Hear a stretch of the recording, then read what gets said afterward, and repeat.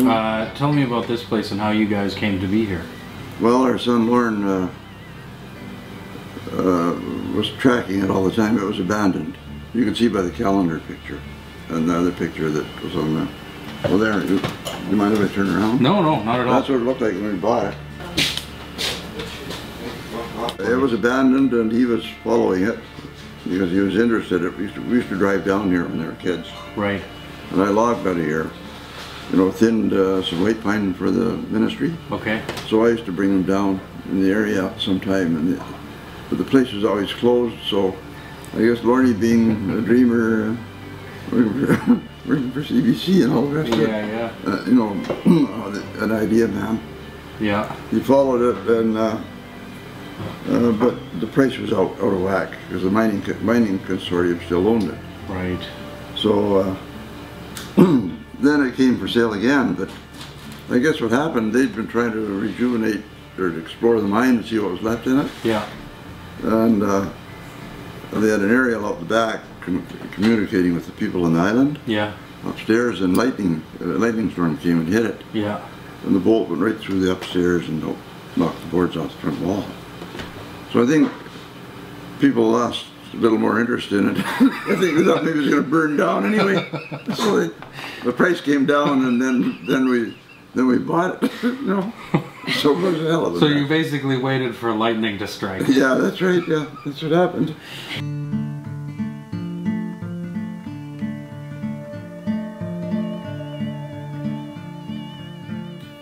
For a brief period, Silver Islet was the world's richest silver mine.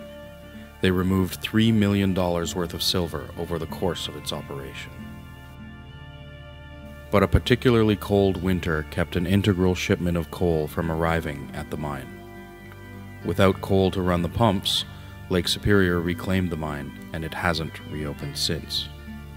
The Saxbergs were convinced by their son and Canadian television journalist Lorne to purchase the old Silver Islet store, which they renovated and which now also houses a tea room.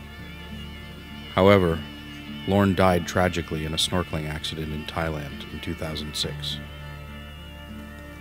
His dream lives on in this perfectly preserved corner of the world, with his parents, sister, and niece continuing to run the general store. And Joan's cinnamon buns make the ride down the Sibley Road all that much sweeter.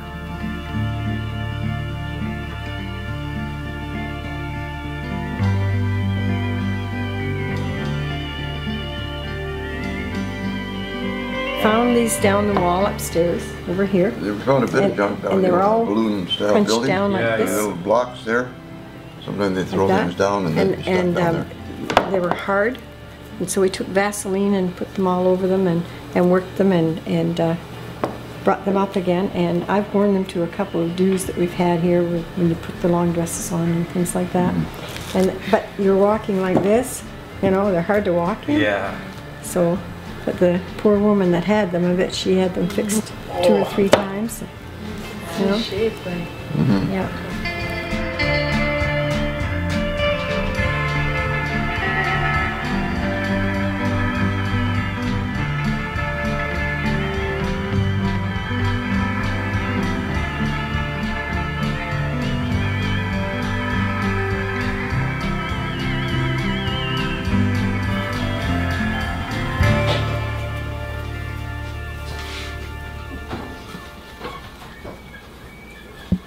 There, that's what makes them.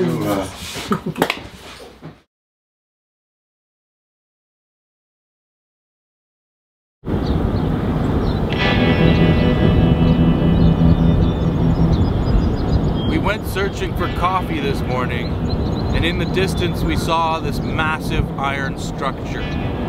As we got closer, we asked people on the street, "What is that thing?" No one wanted to answer. Alien spaceship, some kind of cultist meeting place, some kind of industrial facility, a park for children, a playground perhaps. No one would answer. We leave it to you, the viewer, to decide.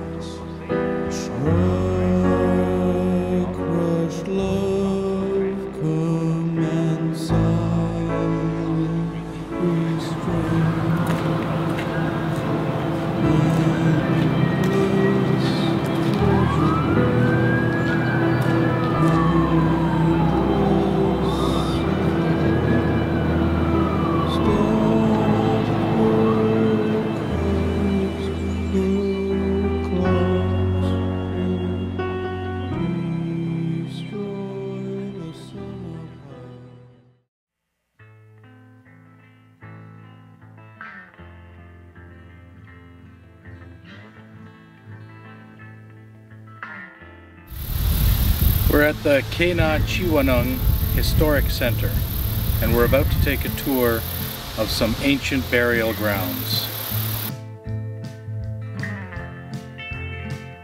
The original foundation from the Anglican Church, which is still up, is over there. When the missionaries first came to this country, the first missionaries were the Catholics. Right. And they had very limited success with their mission work. Right. And next came the Wesleyians, which was more of a Presbyterian based, and they also had very limited success. Those people also came at the same time as the French traders and stuff like that, and right. and a lot of the a lot of the discussions and a lot of the material that we read about is they came with the Bible in one hand and a bottle of whiskey in the other hand. Right. The last bunch that came were the Anglicans, the last bunch of missionaries, and they had the greatest amount of success because they also introduced agriculture.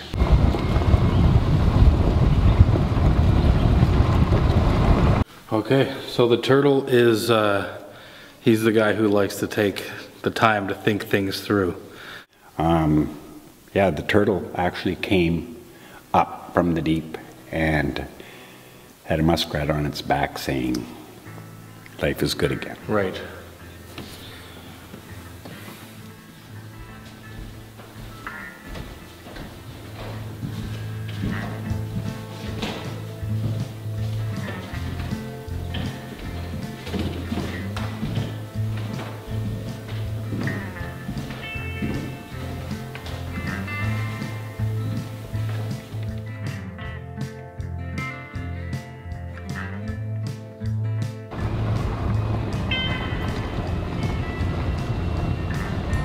This is one of the main trading areas, okay? Because there's your travel route. This is the Rainy River, that's your US. And so there's, they would come all the way up the Mississippi. They would come through the Missouri and everything and get into, like, by canoe and stuff like that, and they would come up here and trade. And this was a great big trading area. And what they found all kinds of vegetation that are not native to this area. Right. As a result of people trading, you know, they would bring Seeds and stuff like that. Like that particular mound over there, there's 300 to 500 burials in there. Okay. That's the estimate. One of the important parts of this here trading route is that they went up into Lake of the Woods for the wild rice harvest. Okay? Right. Yeah. And that harvest period was quite timely. So if you had any deaths along the trail, that takes a 4-day ceremony. And so what they would do with their dead is along the river, they would place large platforms, and they would just put the bodies and their earthly belongings on these platforms, and these bodies would get scavenged, or, you know, termites, and they would eat them.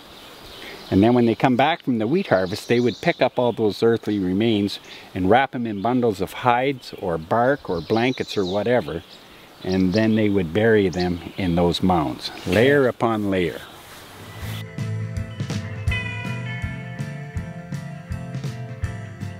George Armstrong, he owned all this property previous to this. There's large deposits of gravel here, and so he was just out exploring with his backhoe looking for gravel deposits and stuff like that, and he tore up a burial mound. And yeah, there was artifacts, human remains and everything all found there. Yeah. So he was shut right down. And the First Nations then wanted possession of the land. It went to court because he said, I own this land. First Nation said, no, this is my traditional burial grounds. And actually they went to court. He was the first person in Ontario ever charged under the Cemetery Act for willfully and knowingly disturbing a burial site. And that was just shortly after the Cemetery Act did come in place. Okay. Whatever human remains that were in that mound that they upset, we also are reburying it.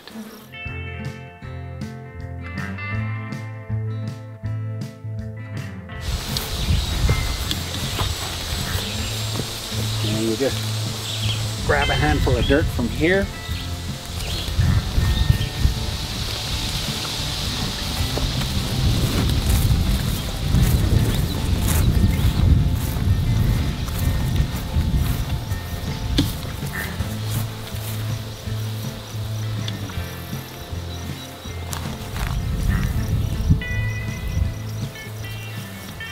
So far this here mound, and on this particular mound, out of the respect to the dead, we do travel counterclockwise. Okay, otherwise generally you would travel clockwise. To imagine that this was all done by hand, you know, baskets and baskets of dirt. Yeah, that's what they would use. Like, they didn't have like excavation tools or anything like that. They would take a basket and go down into the prairie or wherever they could collect nice dirt and build it all up from there. Yeah. I have to say, standing out here with as little knowledge of First Nations culture and Ojibwe culture as we're seeing here, I almost feel a little bit ashamed that I don't know more about this aspect of Canadian culture, as this is the first human habitation of our country.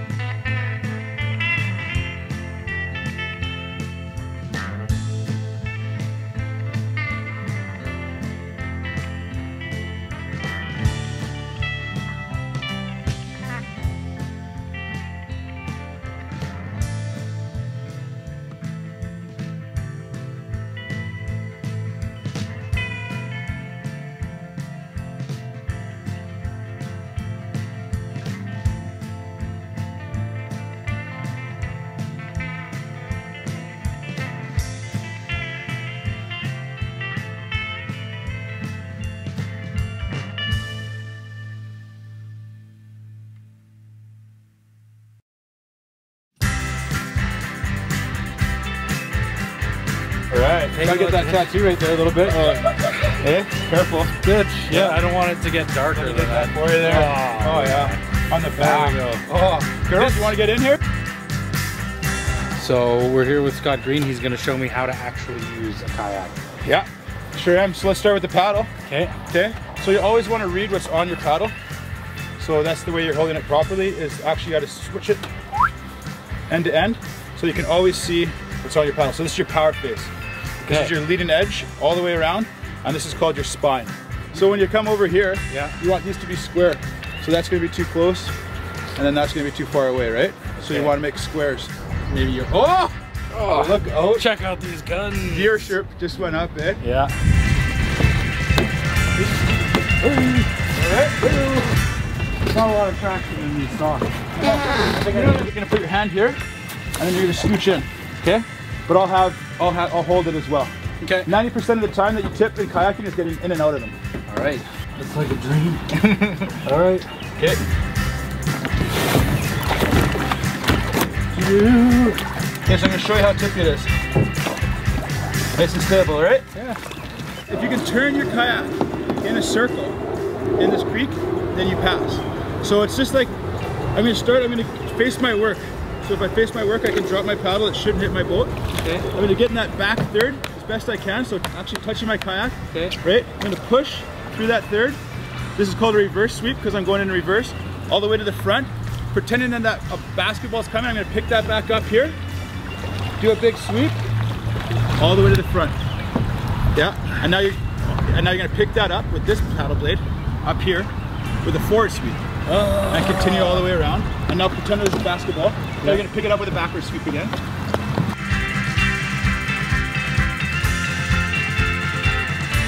Oh, I can do that all day. No big deal, eh? It feels so good.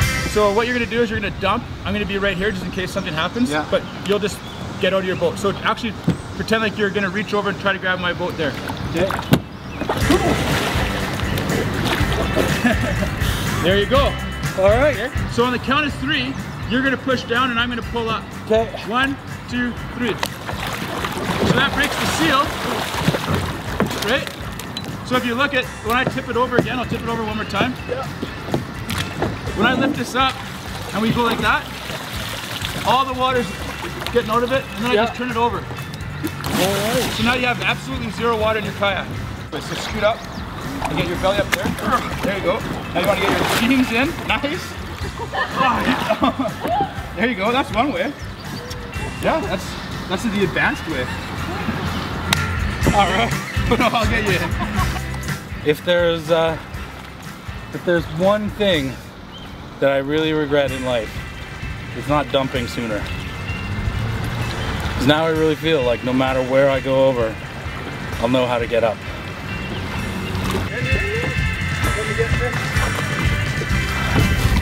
See you guys later. Whoa. I'm taking on water.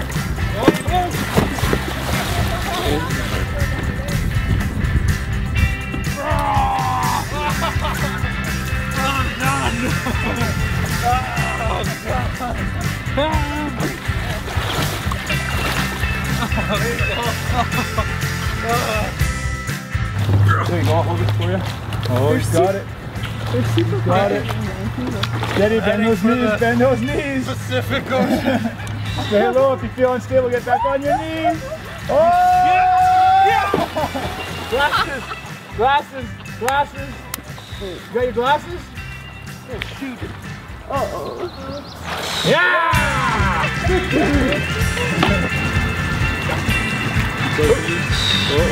Get down to your knees if you still feel. Yeah.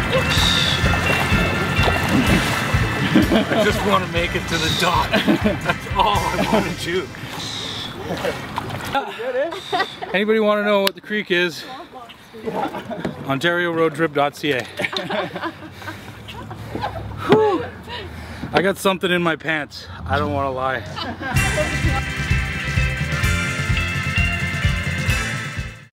Today is day 40 and we're out on Lake of the Woods with Bruce's Canadian Angling, and we're headed out in search of the elusive muskie. The battle against nature will not end today. We will fight and we will find that muskie.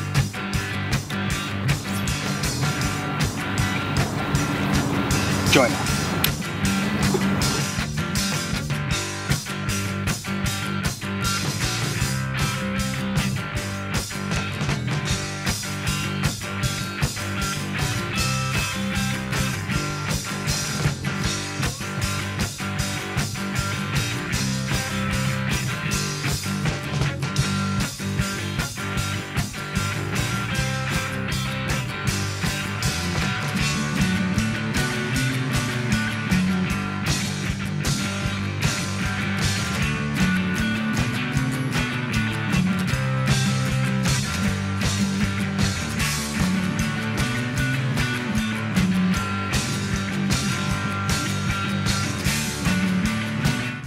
Very heavy lure. Yep. And just kind of give it just a slow lob and let go of the line. Okay. So you just hold it like that and then. Yeah. You might want to put your other hand on the bottom there. Okay. So heavy. Oh yeah. Yep. Stabilize. Perfect. Yep.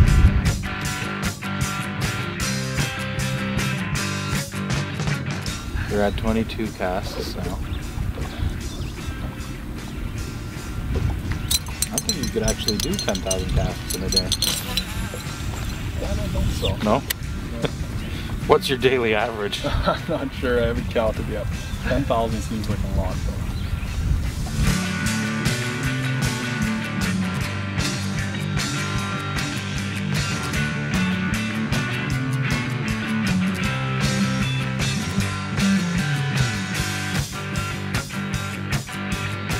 Oh yeah.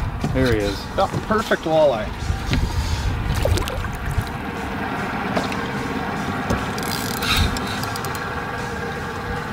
Come on home, buddy. And that's like the Lake of the Woods special there. Oh yeah. That's what you want to eat. That's like a little cute. 16-inch walleye.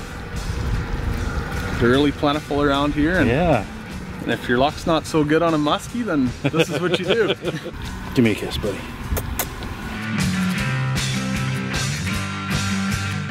So I've had a pretty great day. We saw a couple of guys come up near the boat. We didn't actually get anybody on the line, but well, I mean, we had that close call back there.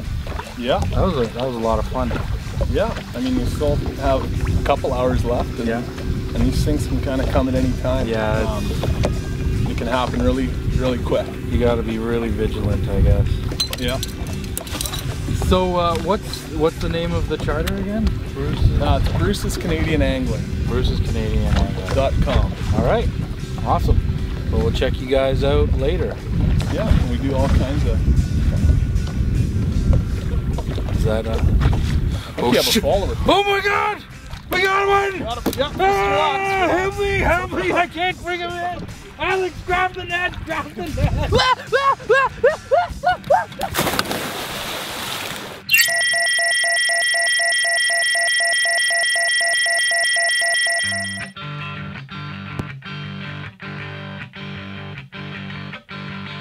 Muskies are the most elusive, and it's the hardest fight, so that's the one people are going for. It's the challenge. Well, yeah, I mean, if you're out for the challenge and of catching one of those big fish, then you definitely have to be dedicated to it. Definitely not the easiest fish to catch, and like we saw earlier, but we're out now and like you can switch it up and get walleye. Yeah. So if you've which are really abundant here. Yeah. And there's always going to be something around. But if you really dedicate, then you'll be able to get a muskie. Yeah.